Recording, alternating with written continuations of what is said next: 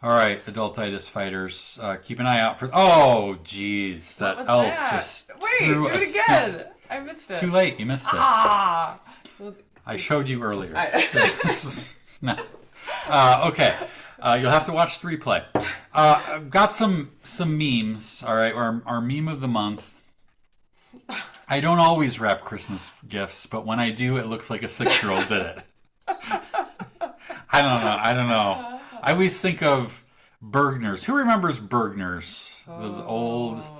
It's show, like right? Yeah. Marshall It's Fields, like right? people that worked there and they would wrap. I feel like when I was a little kid, I saw them wrap a present and it was like Magical. magic. I'm like, how do you do that? Like it's just like perfect and the cut. Like I cut things and it gets all ripped Well, and they have the sharp scissors probably. We never had well, and sharp they probably scissors. also have good wrapping paper. I mean, let's Yeah. ours is like 99 cent and it like rips and all. Yeah, so I related to this. Maybe it's just me. Yeah. I You related felt to this, like but being this time of year, I kind of thought I was going to be generous, and I thought, why oh. stop with one meme of the month? I thought you were gonna do something with Three Musketeers. We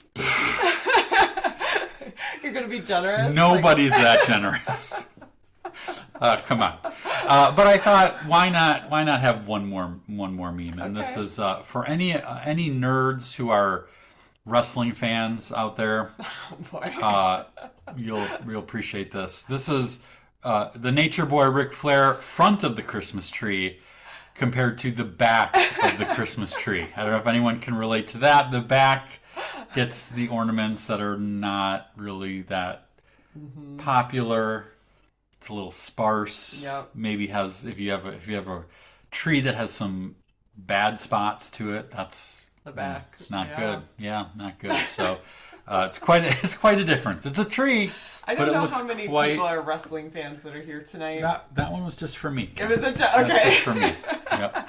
Good to clarify that. Yeah. I know Bill Falsgraf will get that one. He's not on. He's not on tonight, but I'll have to send that to You'll him. have to reach out to Bill and laugh about that. More importantly, I wanted to share something. We kind of got wind of this recently, and we were like, "Wait, what? Wait, What is this?" I would literally was on my couch on Sunday, sinking lower into the cushions, when I ran across this, and I actually reached out to Brenda, who's going to be on in just a minute, and I was like, "What is happening? What are you doing?"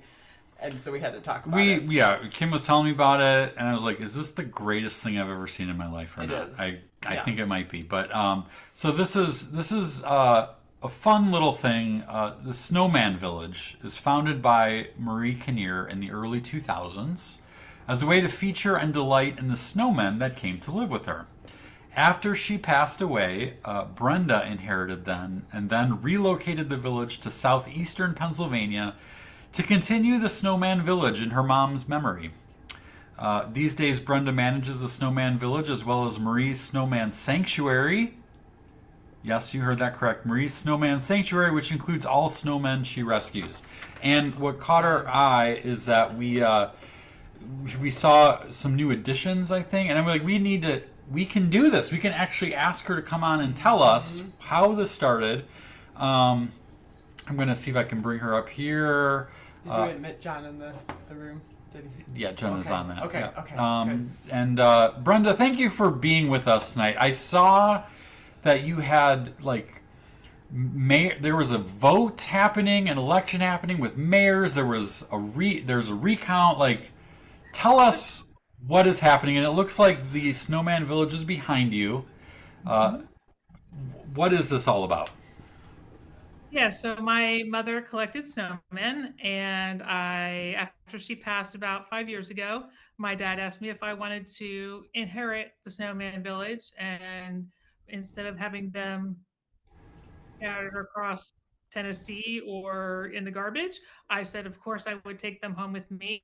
And my dad had created a kind of a container for them. So this is the snowman village that lives on my dining room table until the spring. So most of these are my mother's snowmen. And then last year I brought a bunch more up that did not live in the quote unquote village. And so there's a sanctuary that I've created that is not only the ones that live in the village, but also the ones that live elsewhere within my house and that still live in Tennessee with my dad and my brother. They have an honorary mayor every year, and yes, there was a tie this year.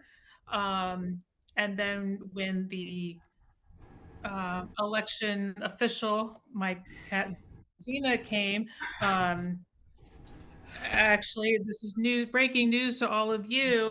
She took out one of the two Ooh. tie winners, and Whoa. so we'll officially announce that we have Miss Marcy, who is the official mayor for this year of the Snowman Village. Aww. Okay, I have so many questions. This okay. First of My all, heart is growing 100 times the size, right? what is okay? So this was a thing your mom started. Was it like did she call it a sanctuary, or was it just like she loved snowmen and she collected them? Like what? How did it begin with her? Yes, she likes snowmen, so she started collecting them, and she had kind of a like an island, what was it, a gas fireplace, kind of stuck out, and so my Mhm. dad created a little you know section for them to live on that during the winter months. And yeah, so that's where she would put most of her snowmen, but they were also the rest of them were also scattered throughout the house. Was this a thing that you also enjoyed with her? Like, because that's the other thing is so when she passes away and your dad's like, okay, who wants this? And we all know, like our parents, they can have stuff, and the kids are like, I don't want that. And sometimes it is really valuable, meaningful, Meaningful, and right. sometimes it's not. And so what it feels like is like I don't know if you liked it or not, but it feels like you've definitely embraced it as this really cool way to like honor your mom, but also have you're creative with it. Like some of the posts that you share about the characters that you make up, and it just seems like a really fun thing that feels like you're taking it to another level. But I'm curious about your mindset behind it and why you decided to take them and how this turned into this. So my mom, yeah, she liked snowmen. So of course, with anyone that you know that says they like something, suddenly everyone's giving you everything there is to know about that particular item. So so my especially my brother and I would give her snowmen and at least one or two type things for Christmas or her birthday.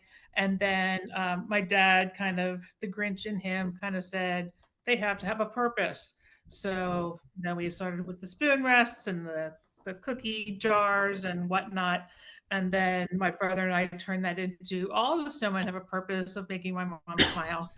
Um, so oftentimes they came with their own names and they may have come with a backstory. And if they don't, I have created backstories and names for them.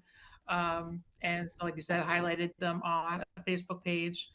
But yeah, we both, my brother and I especially, um, part of it was the yeah, we like snowmen as well, and also to be able to um, really embrace what my mom loved about them. And I know I feel like every year when I get them all out and I unwrap them and kind of fix their hats or their brooms or whatnot, and take little fuzzies off of them before I put them down and I talk to them all. I really feel like I am channeling my mom and how she would have interacted with each and every one of them. That's cool.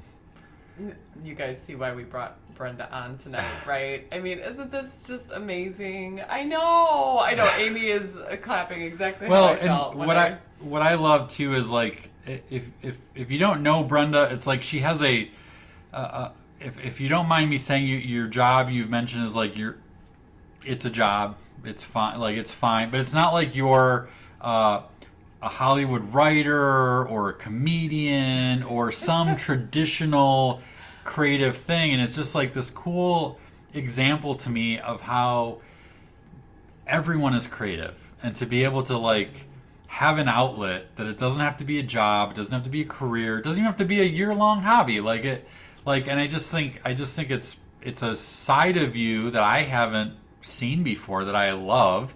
And I'm like, well, it doesn't surprise me necessarily. It's just cool to see. And I think it's especially because I had written recently about, you know, when you lose loved ones and the holiday and what kind of things can you do to honor them and remember them. And this was like, wow, this was such a cool example of one way to do that in a very specific, heartfelt way. So, and I kudos. think it beautifully celebrates both wonder and whimsy. The wonder of these little characters and how you are celebrating their uniqueness, and then just having the whimsy of this being in your home and delighting in each of their little personalities. And the mayor gets voted, and the cat's involved, and so we love it, Brenda. Thank you. What one more question? I'm curious. What do you think your mom would think of this? She would be absolutely delighted. She would have been delighted at the whole escape of adulthood because I discovered it right after, about a year and a half after she passed. She would love Wonder Whimsy, and the fact that, I've taken it to the next level, like you said, and made sure they all have names and backstories, and that I just created a whole like mini world where not only do I get to enjoy them, but also, honor her. I think she would be just tickled. Yeah, I think you're right. Yeah. I think it's pretty cool. And So this really could be a children's book that's getting talked about in the comments. Yeah. So if this is, we do know a couple illustrators. So yeah, but thank you Well, so if much. anyone wants to adopt one and give me the story and then back, their names, I would be happy to select ones, especially the ones that moved up from Tennessee last year.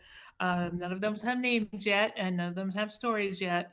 Or at least, I'm sorry, they haven't told me their names and stories yet. So I'd be happy to introduce anyone to kind of see what they can learn and share with me.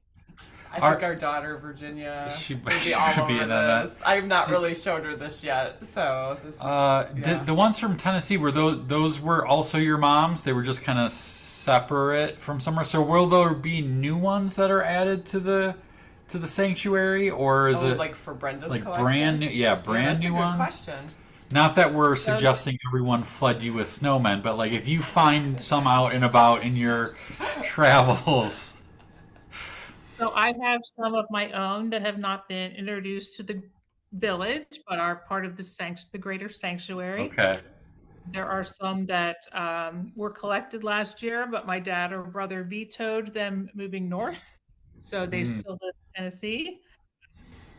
And again, it's a sanctuary, so while this is the village itself, the sanctuary is for any snowmen that don't have homes, so that they don't get stuck in whether it's a landfill or they melt. I'd be happy to, I'm collecting any and all snowmen before they get discarded.